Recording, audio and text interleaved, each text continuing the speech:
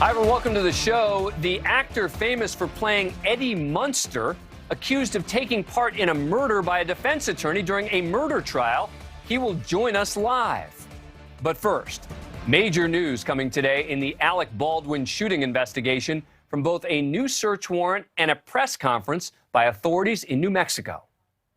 I think there was some complacency on this set, and I think there are some safety issues that need to be addressed by the industry and possibly by the state of New Mexico. That is the most pointed criticism to date from the Santa Fe sheriff investigating the case. So they were both there, but let's start with the sheriff, Udon Mendoza, who said that the bullet that killed cinematographer Helena Hutchins and wounded director Joel Souza was not a blank or a dummy, but a live round. The actual lead projectile that was fired has been recovered from the shoulder of Mr. Souza. The projectile was recovered by medical personnel where he was being treated and turned over to the sheriff's office as evidence. We regard this specific spent casing and recovered projectile to be the live round that was fired from the revolver by Mr. Baldwin. All right, that is a crucial detail, since the film's armorer, Hannah Gutierrez, told detectives that no live ammo is ever kept on set. So where did the live round come from? And the sheriff today confirmed that they believe there was that there was other live ammunition on that set. There was a total of 500 rounds of ammunition. That is a mix of blanks, dummy rounds, and what we are suspecting, live rounds. Now, David Halls, the first assistant director, was reportedly fired from a 2019 production, which a firearm accidentally discharged. He's been accused by former colleagues of not maintaining a safe working environment. The question, though, is how would any of that factor into possible charges here? Well, here's what Santa Fe District Attorney Mary Carmack Altwies had to say about that. That is something that will play into our legal analysis when we get the completed investigation from the Sheriff's Department. It obviously could play into whether charges get filed or not. Now, for days, we've been hearing about past incidents involving Halls and the armorer, Hannah Gutierrez's lack of qualifications and other red flags that occurred prior to the filming of Rust.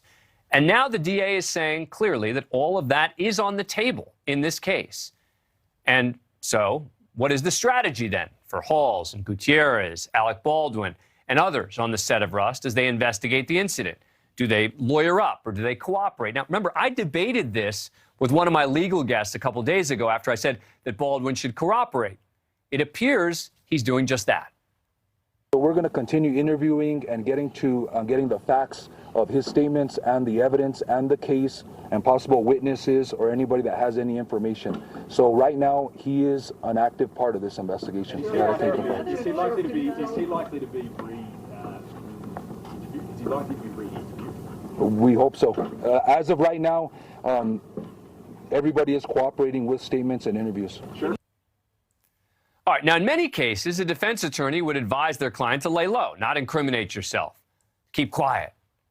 But in this case, I believe it is productive for at least Baldwin to cooperate. Now, based on what we've learned today, I think it's also safe to say that Alec Baldwin, the actor, is likely not going to be charged criminally. Everything points to a mistake based on someone else telling him the weapon was cold or safe. But a lot of these people, including Alec Baldwin, the producer, could still be in a lot of trouble. Back with us tonight is Clay Van Sickle, Hollywood armorer, worked on dozens of feature films and series over the years. And also joining us is Jennifer Burrill. She's the president-elect of the New Mexico Criminal Defense Lawyers Association. She's practiced for years in Santa Fe, so she has great insight on the DA's office there.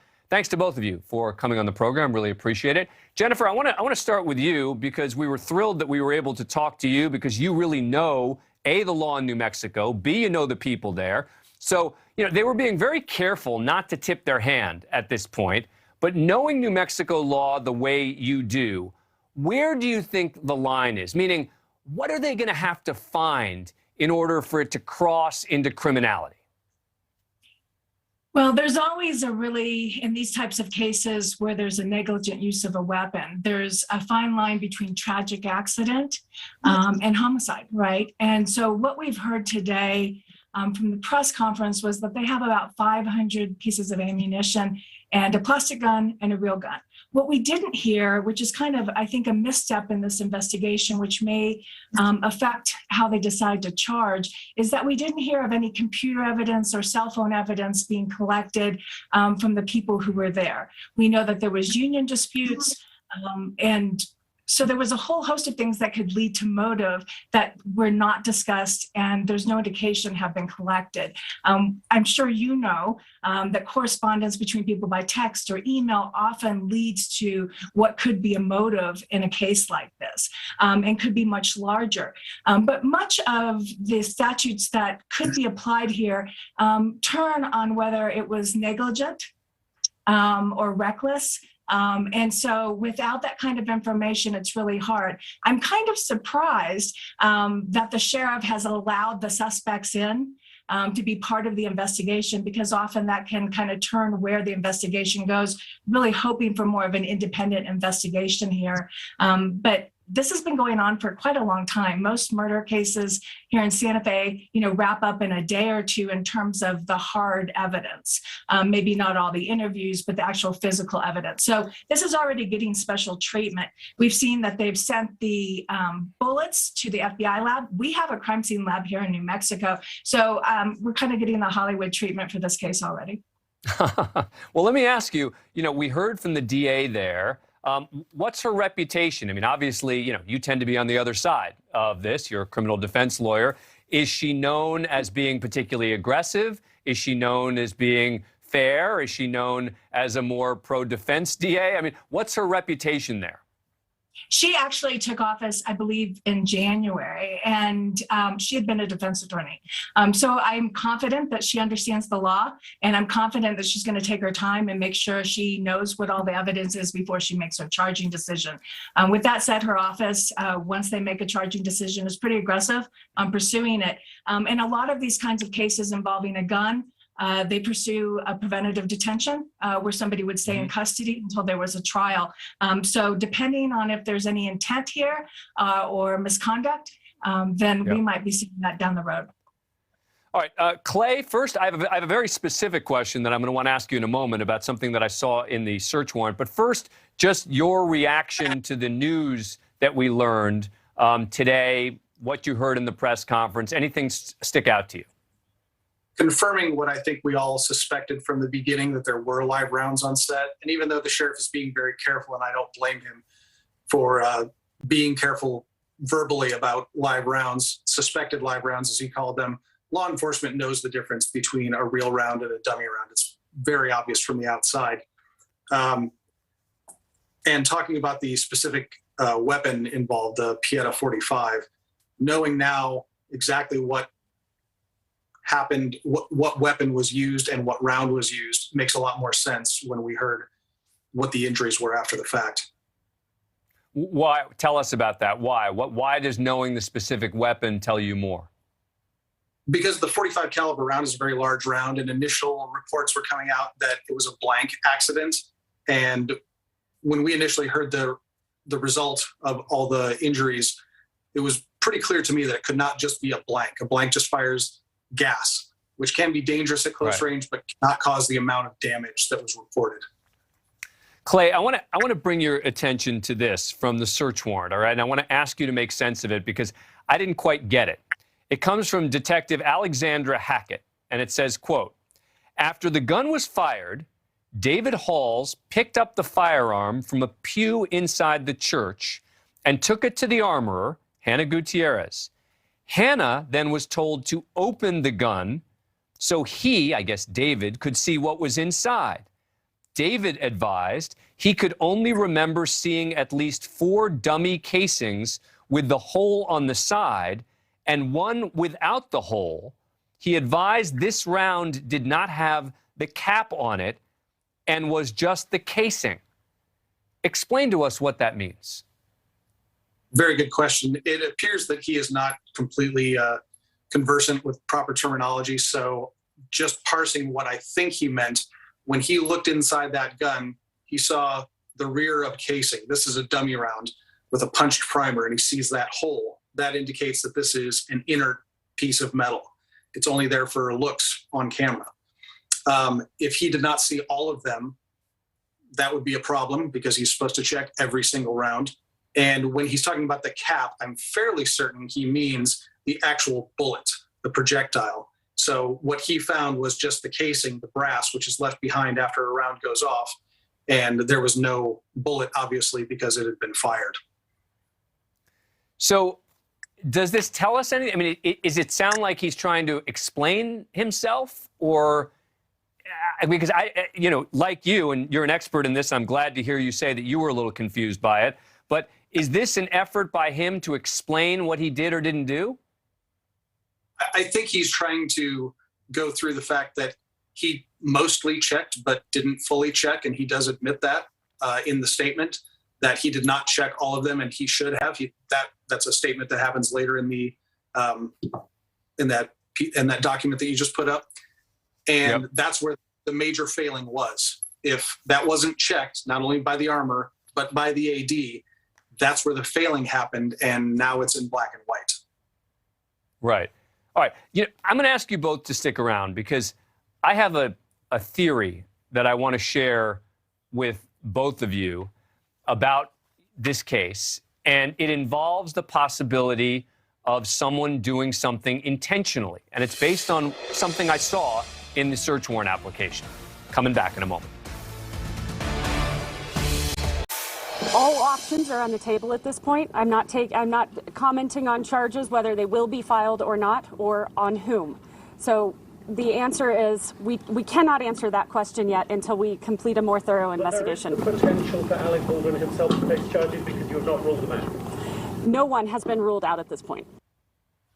That is the district attorney today at a press conference. But there is something else that is new out today, which has struck me.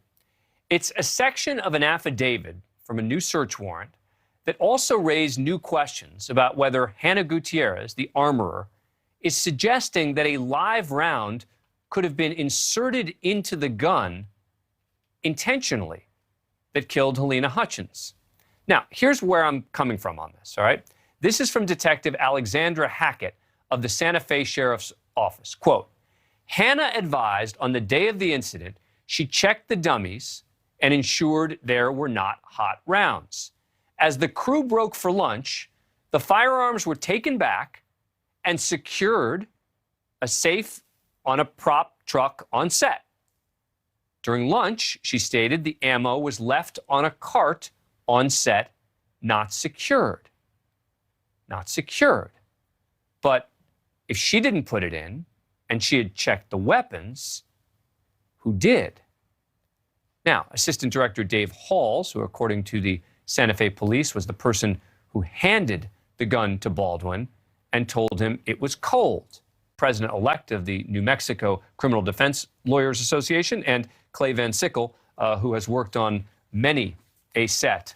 And so let me ask you, Jennifer, am I overreading that, do you think, from the search warrant?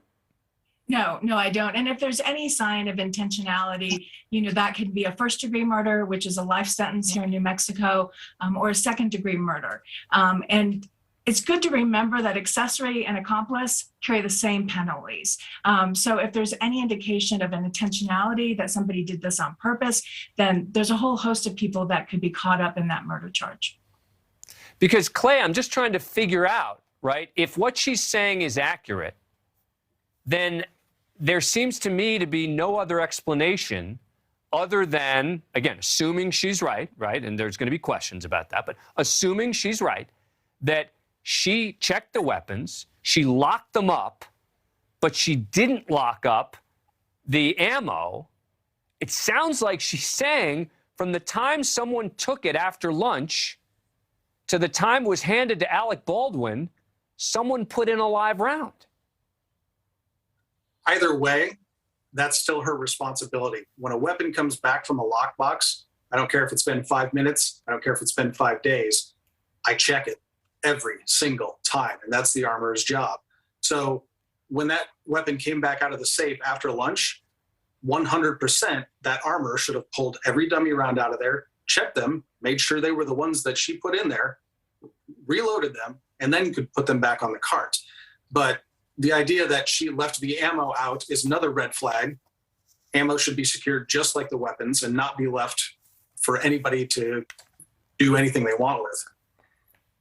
And Clay, this goes back to this question about the ammo again, meaning regardless, there's not supposed to be any live ammo there at all, right? I mean, when you're on the set, you know, the fact that it was unsecured shouldn't matter because there shouldn't have been any live ammo there.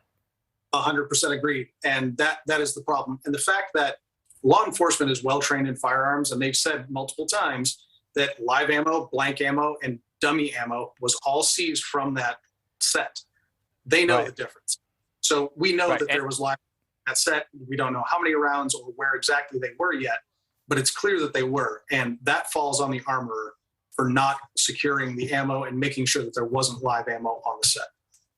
Right. But Jennifer, the other possible scenario is that someone, maybe David Halls, maybe someone else, takes this live ammo, not realizing it's not live ammo, and puts it into the weapon for the scene. But again, as Clay's pointing out, that's not the way it's supposed to work.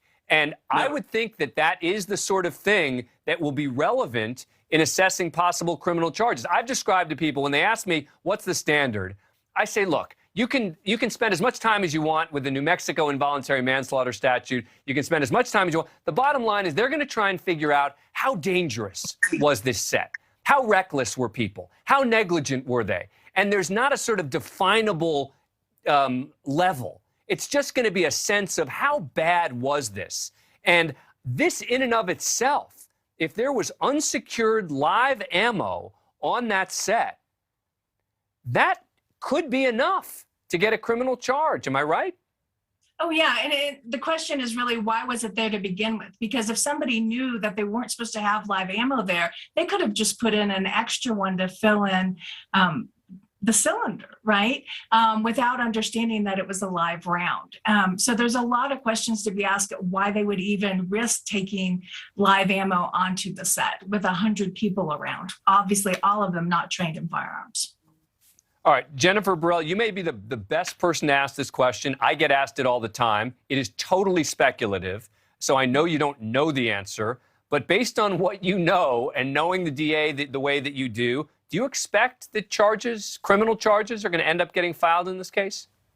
I think probably somebody will have criminal charges. I don't know the extent of them or how many, but there's a lot of things. We're still looking at possibilities of tampering with evidence. We're looking at, unlawful use of a firearm, which are very low-level crimes in terms of a petty misdemeanor for negligent use of a deadly weapon. And tampering with evidence depends on what the crime is that they were tampering with. It's one below whatever that is. So it may not be the murder charge that people are speculating on, but I anticipate that there'll be some type of charge. Jennifer Burrill, I'm glad we found you. Thank you very much for coming on the show. Terrific to have you. And Clay, thanks for coming back. Really appreciate that as well. Look forward to having you both back as we continue to cover this story. Thank you.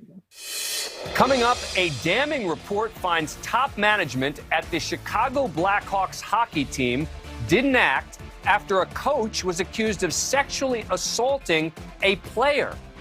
And then the coach went on to do even worse things at his next job. Coming up.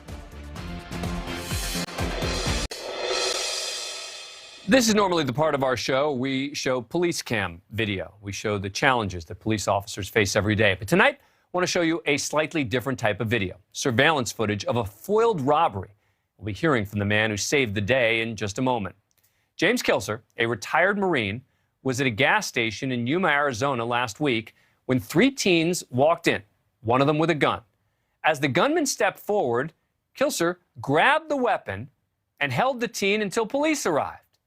The 2 other suspects ran away. One of them has since been caught. No one was hurt. We're excited to have James Kilser join us now. He served 4.5 years in the Marine Corps during a tour, including a tour in Afghanistan. Thanks so much for being here. Really appreciate it. So take us through what we see there. what happened when you first saw the three teens enter the gas station?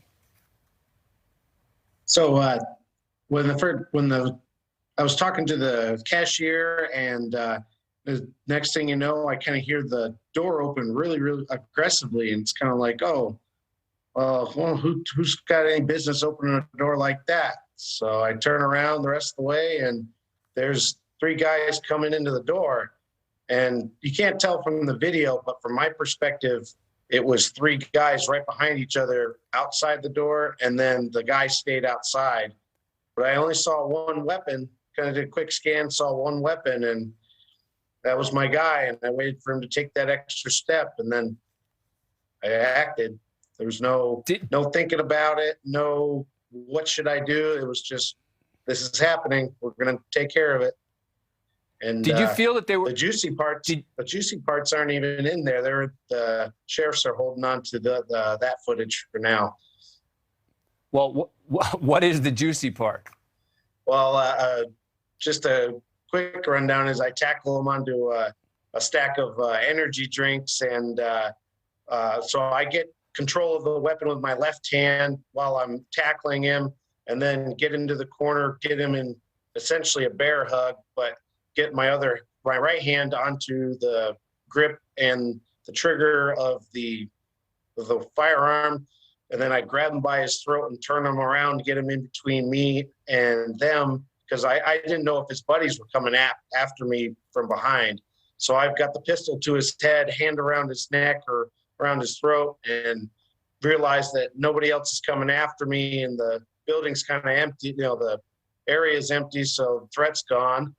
And then it's just transferred him to the ground, and detained him, got him in a detention position, and held him until the sheriffs arrived. You didn't have to call the police yourself. I assume you had your hands full. Someone else did that, right?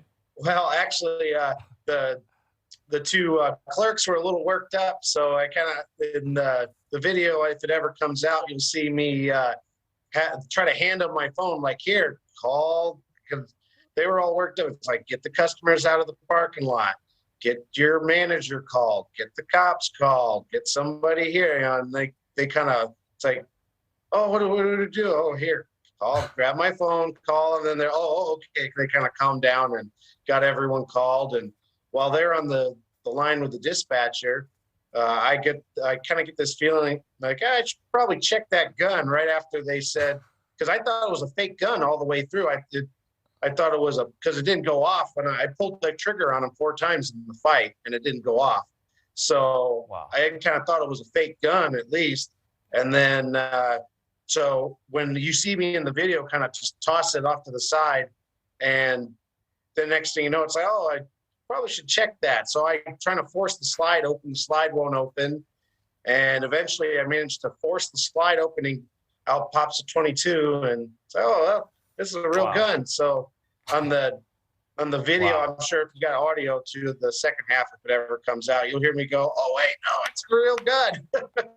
So at that point, I cleared it the rest of the way. I had to rip the mag out of it. The mag was stuck in it. And so I ripped the mag out of it, and there was one in the tube and there was one in the mag, and I ended up throwing it over by the door, to get it out of the way once we realized it actually was a real gun. Wow. James Kilser, thank you so much for joining us. Thank you for your service. Really appreciate it. Well, thanks for having me. I'm a huge fan. Oh, thank you. Thank you so much. Appreciate that. All right. We're coming right back with the Eddie Munster story in a moment. Remember Eddie Munster, the character on the CBS 1960s sitcom The Munsters? The ex-child actor who played Eddie, Butch Patrick, made more than just an appearance on Monday as a witness in a Wausau, Wisconsin murder trial after defense attorneys suggested he was behind the killing. This has been a nightmare for Patrick since a National Enquirer story linked him to the case in 2012 with a headline that said, Munster murder bombshell at Monster Hall, which happened to be the racetrack and brewery that connected the murder victim to Patrick. That 2012 article would eventually be retracted, but Patrick was called to testify by defense attorneys representing Cindy Schultz-Yedis. The defense pointed the finger at 5 people, including Patrick. They argued the motive to kill her husband allegedly stems from a lawsuit that prompted a criminal investigation. Now, the jury rejected that, and she was convicted today. Butch Patrick had originally agreed to join us tonight, but moments ago, he informed us he's not going to be joining us. That is not Butch Patrick you're looking at. Much better looking than Butch Patrick is Jesse Weber, an anchor for Law and Crime Network. Jesse, thank you for joining us. This case is nuts. Yeah, it really is. And Dan, I know I'm no Eddie Munster, but I think I could do my best to explain what this case is about. Let's talk about his connection to this case, because it really is so bizarre. So Butch's mom and several others were investors in this brewery company as part of a racetrack. And the victim here, Ken Yeatis, had a financial interest as well. And he filed a lawsuit, a securities fraud lawsuit, claiming that one of the men stole money from this operation.